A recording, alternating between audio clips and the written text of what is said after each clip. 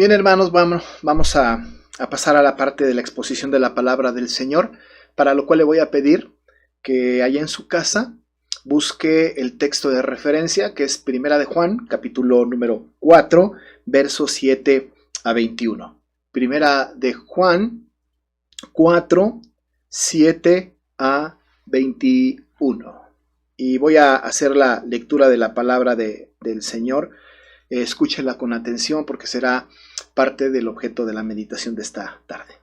Dice la palabra: Amados, amémonos unos a otros, porque el amor es de Dios. Todo aquel que ama es nacido de Dios y conoce a Dios. El que no ama no ha conocido a Dios, porque Dios es amor. En esto se mostró el amor de Dios para con nosotros, en que Dios envió a su Hijo unigénito al mundo para que vivamos por él. En esto consiste el amor, no en que nosotros hayamos amado a Dios, sino en que Él nos amó a nosotros y envió a su Hijo en propiciación por nuestros pecados. Amados, si Dios nos ha amado así, debemos también nosotros amarnos unos a otros. Nadie ha visto jamás a Dios. Si nos amamos unos a otros, Dios permanece en nosotros y su amor se ha perfeccionado en nosotros. En esto conocemos que permanecemos en Él y Él en nosotros, en que nos ha dado de su Espíritu. Y nosotros hemos visto y testificamos que el Padre ha enviado al Hijo, el Salvador del mundo. Todo aquel que confiese que Jesús es el Hijo de Dios, Dios permanece en Él y Él en Dios. Y nosotros hemos conocido y creído el amor que Dios tiene para con nosotros. Dios es amor, y el que permanece en amor, permanece en Dios y Dios en él. En esto se ha perfeccionado el amor en nosotros, para que tengamos confianza en el día del juicio, pues como Él es, así somos nosotros en este mundo. En el amor no hay temor, sino que el perfecto amor echa fuera el temor, porque el temor lleva en sí castigo, de donde el que teme no ha sido perfeccionado en el amor. Nosotros le amamos a Él, porque Él nos amó primero. Si alguno dice, yo amo a Dios y aborrece a su hermano, es mentiroso, pues el que no ama a su hermano a quien ha visto, ¿cómo puede amar a Dios a quien no ha visto? Y nosotros tenemos este mandamiento de Él: el que ama a Dios, ame también a su hermano. Hasta ahí la lectura de la palabra del Señor. Hemos estado hablando a lo largo de este tiempo de algunas cosas que tienen que ver con el ser de Dios, y estamos en este momento en la parte de los atributos comunicables del Señor, que hemos mencionado que los atributos comunicables son aquellas características que Dios tiene en perfección y que ha transmitido a su creación, a la corona de su creación, es decir, a nosotros, los que hemos sido creados a su imagen y semejanza. Hemos comentado también la importancia de entender que los atributos comunicables son para nosotros algo tan importante porque es justamente lo que refleja la imagen de Dios. Como la Escritura dice que somos creados a imagen y semejanza, hemos insistido en que no somos nosotros imagen y semejanza de un ser corpóreo, porque Dios es espíritu, sino que nosotros somos imagen y semejanza en cuanto a sus atributos. De esta manera, nosotros podemos transmitir, podemos comunicar al mundo también aquellos atributos que Dios mismo nos ha transmitido o nos ha comunicado. De esa manera hemos hablado, por ejemplo, de la bondad de Dios, de la justicia de Dios, de la santidad de Dios. Pero ahora, en este momento, hemos de concentrarnos en uno de los atributos, no dijéramos más importantes, pero sí más hermosos. Uno de los atributos que más nos vienen, que más nos caen, esos atributos que más nos gustan. Por supuesto que hemos hablado de Dios como bondadoso y lo disfrutamos mucho. Hemos hablado de la justicia de Dios, también hemos contemplado a este Dios justo. Hemos hablado también de la santidad de Dios y lo que Dios exige de su pueblo. Pero este atributo del amor es un atributo que en este momento es necesario que lo estudiemos, no solamente porque nosotros entendamos o para que nosotros entendamos que el Señor nos ama, sino que podamos concentrar nuestra atención en Él, con su característica más sublime, digamos, de alguna manera, que es que Dios es amor. En las meditaciones anteriores hemos usado dos expresiones que sirven como punta de lanza, como fundamento de las meditaciones. Hemos utilizado dos expresiones, eternamente y enteramente. Las hemos analizado, hemos estudiado estas expresiones no solas, no haciendo un estudio de las palabras, estas dos, sino las hemos acompañado de los atributos. Hemos dicho que el Señor es enteramente bondadoso y eternamente bondadoso. Hemos dicho que el Señor es enteramente justo y eternamente justo. Hemos dicho que el Señor es enteramente santo y eternamente santo. Con eso queremos decir que el ser de Dios es enteramente bondadoso, justo y santo, porque no hay una sola parte de su ser que no sea eso. Y también hemos dicho que Dios es eternamente bondadoso, justo y santo, porque justamente esta bondad, esta justicia y esta santidad no terminan, son eternas. Ese es el ser de Dios. Hemos insistido en que la meditación tiene que ver con Él y no con nosotros. Por supuesto que al final de cada meditación tenemos una sección en donde hablamos de cómo es que este atributo se comunica a nosotros y cuál es nuestra responsabilidad. Esta no será la excepción. Pero nuestra atención está puesta en Dios, en este Dios maravilloso que desde el principio de estas meditaciones estamos hablando. Este Dios que queremos conocer, este Dios que era desconocido antes de que fuéramos regenerados, pero que entonces un día se nos reveló a través de Jesucristo, nos llamó de manera eficaz y entonces ahora es un Dios conocido, es un Dios que conocemos y se relaciona con nosotros. Pero esta revelación que el Señor nos da es una revelación que tenemos que ir aprendiéndola, porque una vez que somos regenerados, no todo el conocimiento nos viene encima de Dios, sino que tenemos que empezar a relacionarnos con Él y a poder empezar a conocer más de Él. En esta tarea estamos. Y la estamos haciendo en medio de esta contingencia porque es bueno que nosotros sepamos quién es a este Dios al que adoramos. Hemos hablado muchas cosas de Él, en sus atributos no comunicables y algunos comunicables. Hemos dicho entonces que hoy nos centraremos en Dios, en el ser de Dios, con esta característica que Él tiene en perfección, que es justamente que Él es amor. Así que nos concentramos en esto. Cuando hemos hablado entonces acerca de que Dios es eternamente y enteramente, esto también aplica para el amor. Hablamos, por ejemplo, de que Dios es amor y es eternamente amor. Y cuando hablamos de esto es que el amor de Dios no acaba. El amor de Dios es eterno. De hecho, en la Biblia tenemos los pasajes tan importantes como el de Jeremías 31, versículo 3, que afirma esta verdad, cuando dice, con amor eterno te he amado. Esta idea del amor eterno es una idea de Dios. Y nos habla el Señor a nosotros y nos habla de que siempre nos ha amado eternamente. Nosotros que somos parte del pueblo de Dios, regenerados y que hemos entendido que hemos sido elegidos por Dios antes de la fundación del mundo, pues en la mente de Dios antes de la fundación del mundo aparecíamos nosotros y desde ese entonces el Señor había ya pues prodigado su amor hacia nosotros, porque su amor para nosotros es eterno. Evidentemente, cuando fuimos conscientes del amor de Dios a partir de este momento, entonces podemos percibir, experimentar pues ahora el amor de Dios y tenemos la certeza de que el amor de Dios será para con nosotros eterno. No habrá un momento de decepción en que el Señor deje de amarnos. Veremos esto un poquito más adelante.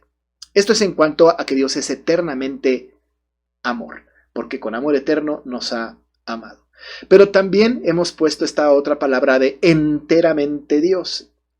Todo su ser es amor. Y si decimos que todo su ser es amor, entonces no hay una sola pizca de Él, no hay una sola molécula de Él, digamos que no hay una sola esencia de Él, parte de su esencia, que no haya amor. Es decir, todo en Él es amor. Este pasaje que acabamos de leer de Primera de Juan, capítulo 4, pero en el verso 8, es muy clara esta mención, diciendo que Dios es amor. Así que sabemos que Dios es amor. Él así se define a sí mismo. Él es amor y toda la esencia de su ser es amor.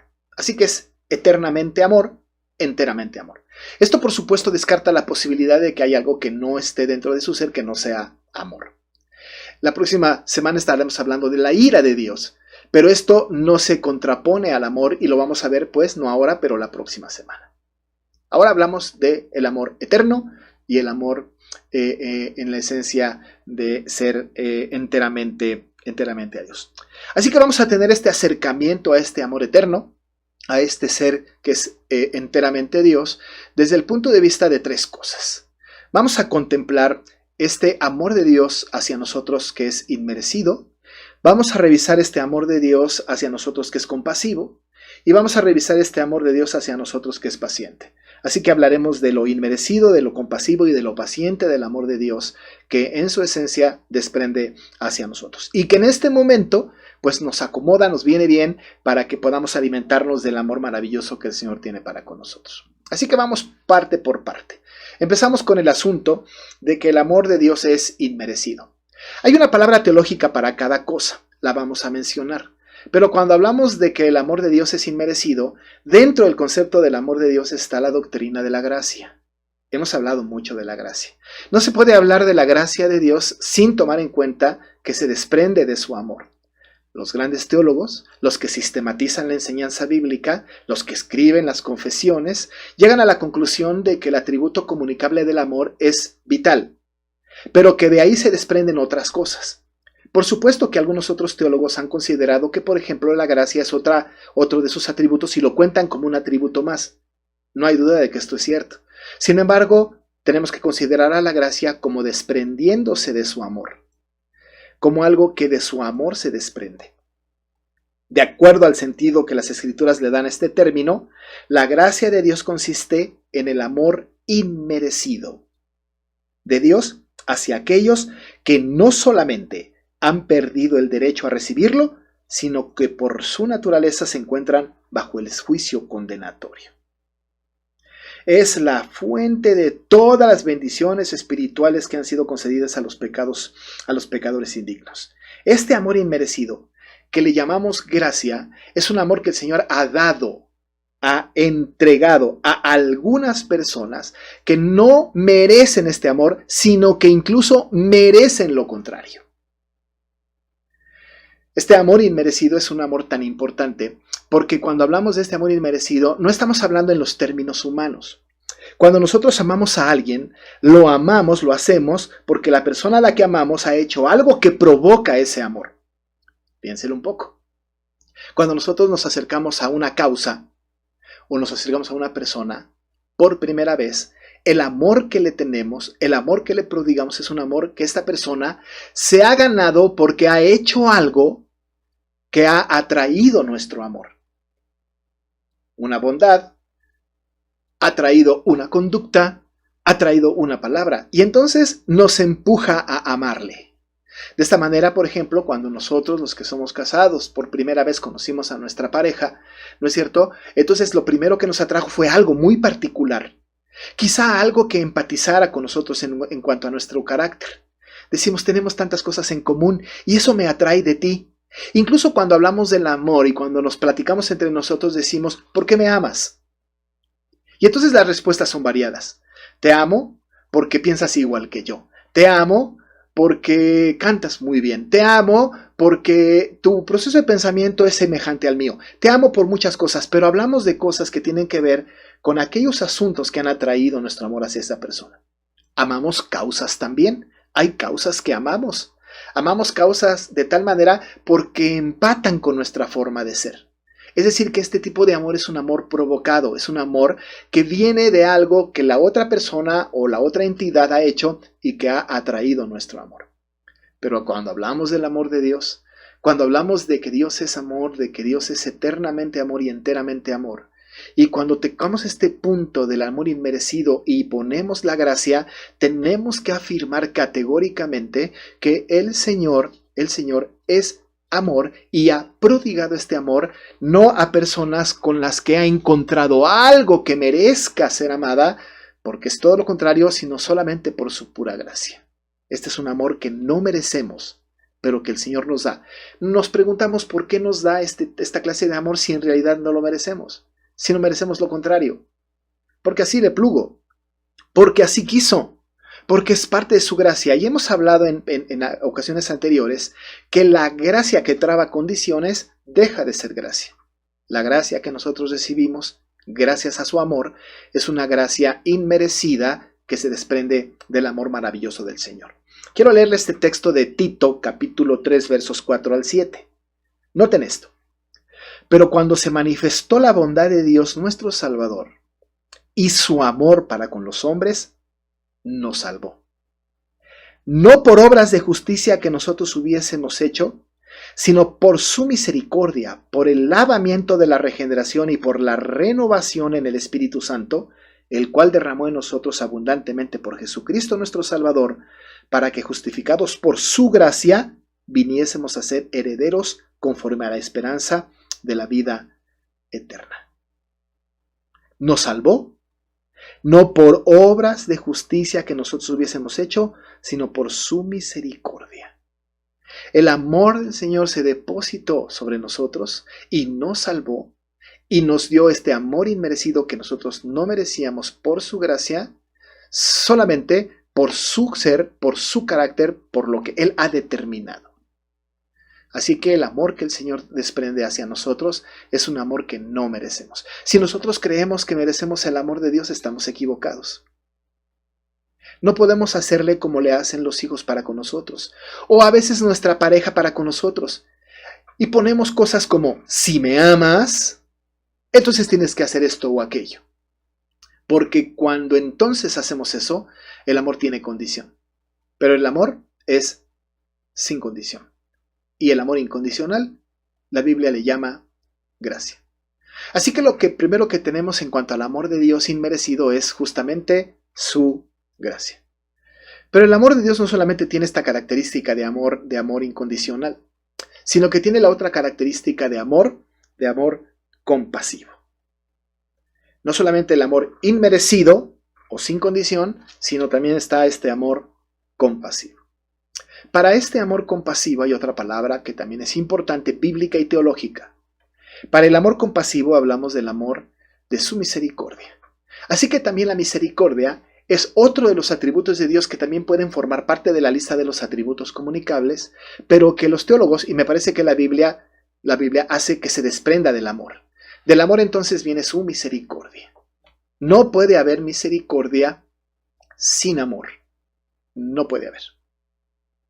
Así que cuando hablamos de esto, de la misericordia, hablamos de que es el amor de Dios hacia aquellos que, excluyendo sus deseos, se encuentran en miseria o en dolor. Considera que el ser humano es una criatura que padece las consecuencias del pecado y que por eso se encuentra en una condición lamentable. Se lleva a cabo solamente en armonía con la más estricta justicia de Dios a causa de los méritos de Jesucristo. Se encuentra en la miseria y en el dolor.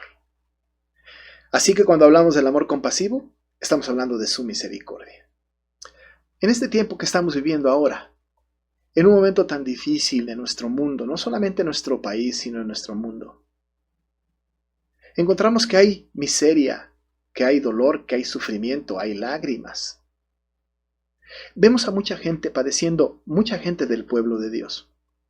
Usted como yo sabemos que dentro de nuestra familia o dentro de nuestra comunidad cristiana o de la gente que está alrededor de nosotros, hemos podido experimentar ahora la tragedia de la muerte por este virus que ha llegado a nuestro mundo.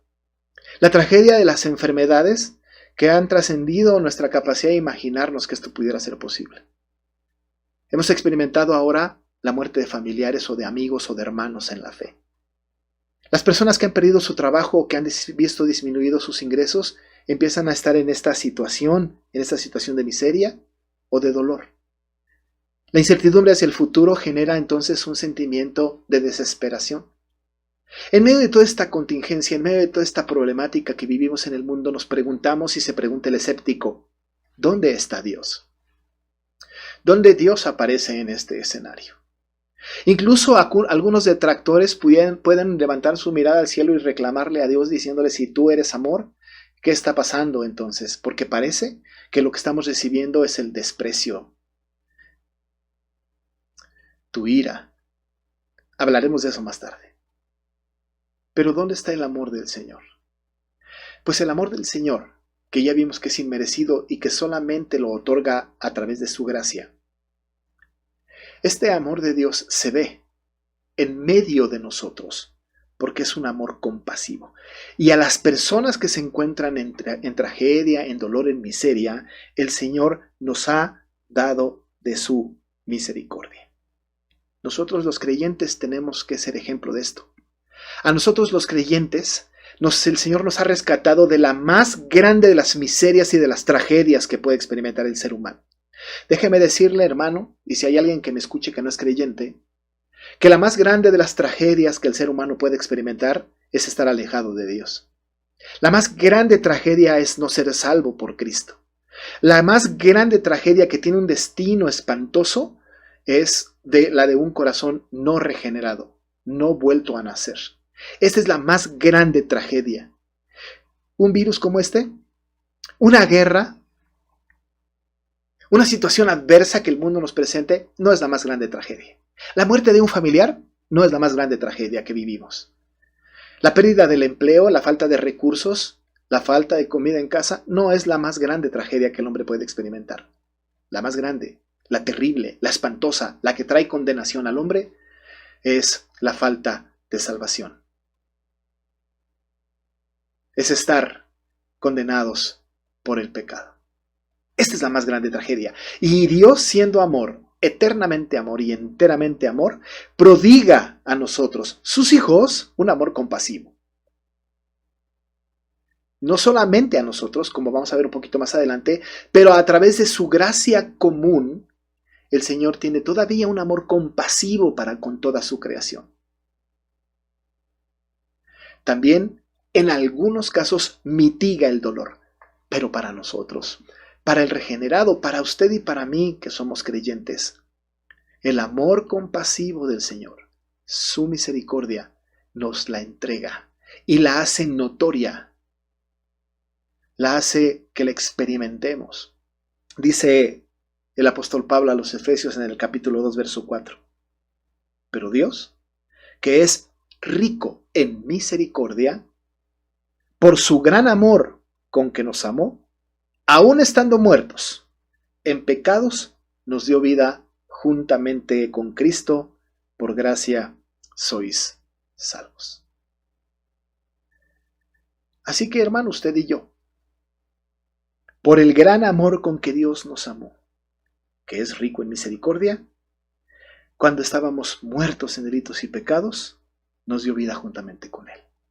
El amor compasivo de Dios nos rescató. No nos consiguió trabajo, ni nos libró de la enfermedad física, no nos dio de comer, sino que nos dio su salvación. Y la más grande tragedia del ser humano, a través del amor compasivo del Señor, nos trajo a la salvación. Ahora sí padecemos. Ahora también nos entristecemos. Ahora también hay crisis, hay lágrimas, hay tragedia en nuestra vida, pero la perspectiva es diferente. Porque la perspectiva que nosotros tenemos hoy es que la misericordia de Dios, que se desprende de su amor, sigue siendo compasiva para con nosotros. Y como diría el autor de Lamentaciones, por su misericordia no hemos sido consumidos, porque nuevas son cada mañana. Así que el amor es tan importante que de él se desprende este amor compasivo que es su misericordia, y a nosotros que vivimos en miseria o en dolor, nos nutre sin tomar en cuenta o sin considerar que nuestro pecado tiene consecuencia, pero por supuesto que nosotros que somos sus hijos somos nutridos, experimentamos la misericordia de Dios, que no es otra cosa que su amor compasivo. Su amor compasivo. ¿Por qué recibimos este amor compasivo? Porque Él es amor en su esencia, porque Él es eternamente amor, porque su amor es permanente y su misericordia seguirá siendo también, por supuesto, permanente. A pesar de las circunstancias, contamos siempre con su misericordia.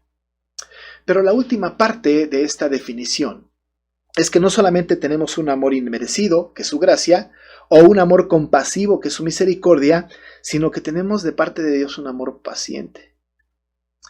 Así como hablamos de que el amor inmerecido hay una palabra teológica que es gracia, y del amor compasivo hay una palabra teológica que es misericordia, para el amor paciente hay una palabra teológica que es longanimidad. Esa es una palabra difícil, pero es una palabra importante, porque la longanimidad, que es una palabra que aparece en la Escritura, no es otra cosa que el amor de Dios hacia nosotros en una paciencia extrema, en una paciencia absolutamente extrema. Cuando se considera el amor de Dios que soporta a los insolentes y los malvados, hablamos de su amor, de su tolerancia, hablamos pues de su longanimidad. La longanimidad de Dios se ve en el hecho de que Él aguanta, digamos de alguna manera, o soporta a los malos, aún a los que le retan. Pospone o posterga el castigo dándoles a los pecadores la oportunidad para arrepentirse. Piense un poco en esto. La longanimidad, pues, la paciencia extrema de Dios, soporta a los malos, aun cuando los malos le retan. Usted sabe que la Biblia dice que el necio dice en su corazón, no hay Dios. Ustedes y yo sabemos que ha habido grandes personajes de la historia de la humanidad, mentes brillantes que han retado a Dios. ¿Por qué Dios no los aniquila en el instante? ¿Por qué Dios no acaba con aquellos que no le aman? ¿Por qué el Señor no ejecuta su sentencia de muerte inmediata para aquellos que blasfeman contra el Espíritu Santo? ¿Por qué el Señor no ataca? ¿Por qué no aniquila a aquellos que son confrontados con su palabra y simplemente la desprecian? ¿Por qué el Señor no hace su justo juicio hacia las naciones que son evidentemente contrarias al Dios de la Biblia? ¿Por qué el Señor no aniquila a aquellos que van en contra de la vida humana? ¿Sabe por qué lo hace? Porque una parte de su amor, que es gracia común, es la longanimidad. Porque el Señor es paciente, soporta, aguanta, con tal de que el mundo sea confrontado con la palabra y todos tengan la oportunidad del arrepentimiento. Solamente algunos vendrán a Cristo, porque muchos son los llamados, pero pocos los escogidos. Pero ciertamente toda la humanidad debe ser confrontada con la palabra del Señor y tiene que ser llamada al arrepentimiento. De tal manera que cuando las personas no vienen al arrepentimiento, siguen en su situación de condena. Pero Dios, en su infinita misericordia, es paciente. Su longanimidad, su amor, alcanza para este tipo de paciencia. Expresa su bondad y clemencia al aguantar la maldad y persistente obstinación del pecador, llamándolo incansablemente al arrepentimiento en lugar de visitarlo de inmediato con su juicio. Mire cómo dice Romanos 2:4. ¿O menospreciáis las riquezas de su benignidad, paciencia y longanimidad, ignorando que su benignidad te guía al arrepentimiento? Romanos 9:22 y 23. ¿Y qué? Si Dios, queriendo mostrar su ira y hacer notorio su poder, soportó con mucha paciencia los vasos de ira preparados para destrucción, y para hacer notorias las riquezas de su gloria, las mostró para con los vasos de misericordia que él preparó de antemano para gloria. Hizo notorio su poder, soportó con paciencia los vasos de ira preparados para destrucción.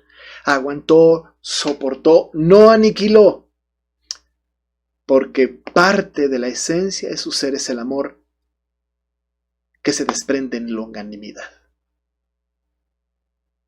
Es paciente. Estamos viviendo en una situación muy crítica.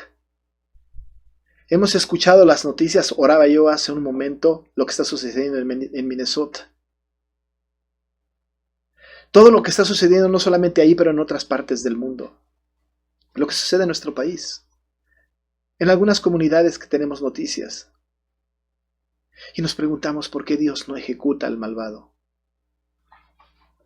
Porque el amor longánime de Dios sigue siendo paciente para que todos sean confrontados con el Evangelio y llamados al arrepentimiento. Pero ¿cómo lo hace el Señor? ¿Cómo el Señor enseña a la humanidad su amor inmerecido que es su gracia, su amor compasivo que es su misericordia y su amor paciente que es su longanimidad? ¿Es que esperamos que Él descienda del cielo y haga esta obra? No. La tarea que tenemos nosotros como iglesia es esta: comunicar ese amor. Por eso el amor es comunicable para nosotros. Porque así como el Señor prodiga un amor inmerecido, nosotros tenemos que promoverlo. Así como el Señor prodiga un amor misericordioso, así tenemos que hacerlo nosotros. Así como el Señor prodiga un amor paciente, que es su longanimidad, así lo tenemos que hacer nosotros. No podemos quedarnos entonces detenidos, sino tenemos que anunciar al mundo esto. Porque es la tarea que tenemos como creyentes y como atributo comunicable, este atributo que nos ha pasado a nosotros tiene que ser ejercido por su pueblo. En primer lugar entre nosotros, pero luego entonces hacia el mundo entero, hablándoles de la gracia inmerecida, del amor compasivo, misericordioso y del amor paciente del Señor, llamando a todos al arrepentimiento, porque Dios es amor. Esa es nuestra tarea, esa es nuestra responsabilidad, expresar el amor que Dios nos ha comunicado. Y este texto que acabamos de leer, en el versículo 11 dice: amados, si Dios nos ha amado así, debemos también nosotros amarnos unos a otros. Y cuando dice así, si Dios nos ha amado así, así significa su amor inmerecido, su amor que prodiga misericordia, su amor paciente. Así. No como nosotros nos imaginamos. No tenemos nosotros que compartir el amor a las personas a partir de nuestros afectos o a partir de nuestros sentimientos, sino a partir de que debemos comunicar el atributo de Dios, que es el atributo del amor. Y tenemos que comunicar al mundo perdido este amor de Dios. No porque Dios los ama como al que ha salvado, sino para que conozcan que la única manera de obtener y expresar el amor de Dios es creyendo en Él. Porque estamos convencidos de que el que no ama no ha conocido a Dios, porque Dios es amor. Y si queremos que las personas sean objetos del amor de Dios, tenemos que comunicar ese amor, inmerecido por su gracia, compasivo por su misericordia, paciente por su longanimidad. Este es Dios. Este es el Dios de amor. Y el amor de Dios es tan maravilloso que nos lo ha dado a nosotros. Y lo último que quiero decir es que la tarea que tenemos nosotros es muy importante. No podemos salir al mundo no creyente a hablar del amor de Dios si entre nosotros no nos amamos. Porque tenemos que amar al Señor. Si alguno dice, yo amo a Dios y aborrece a su hermano, es mentiroso. Pues el que no ama a su hermano a quien ha visto, ¿cómo puede amar a Dios al que no ha visto? Y nosotros tenemos este mandamiento de Él. El que ama a Dios, ame también a su hermano. El amor entre nosotros es indispensable, entendiendo estas tres características. Luego entonces, hablar a otros del amor de Dios. No diciéndoles Dios te ama, sino hablando del Dios de amor, que si Él tiene misericordia, si Él comparte su gracia, entonces lo experimentará. Y entonces sabremos que Dios verdaderamente amó a aquel al que, llamado por el arrepentimiento, por el llamamiento eficaz, vino a Cristo. Amados hermanos, la Biblia dice que Dios es amor. Ese es un atributo hermoso. Hemos hablado de su bondad, de su justicia, de su santidad, de su amor. Pero ¿qué hay de su ira? Ese es otro atributo que es muy importante considerar en este tiempo, pero esto lo vamos a ver en la próxima predicación. Vamos a orar. Padre amado, te damos muchas gracias porque nosotros sentimos profundamente el amor hacia ti, pero también hemos entendido que no te pudimos amar a ti primero, porque no lo hacíamos, sino que tú nos amaste a nosotros primero. Y en este amor maravilloso hemos comprendido lo inmerecido de este amor por tu gracia, lo compasivo de este amor por tu misericordia y lo paciente que fuiste con nosotros por tu longanimidad.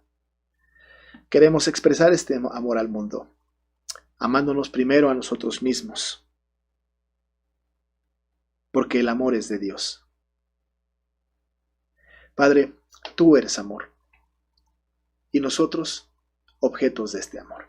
Te damos gracias, porque nos sostienes, porque nos diriges, porque nos sigues teniendo paciencia. Por los méritos de Jesús te agradecemos esto y hacemos esta oración. Amén y amén.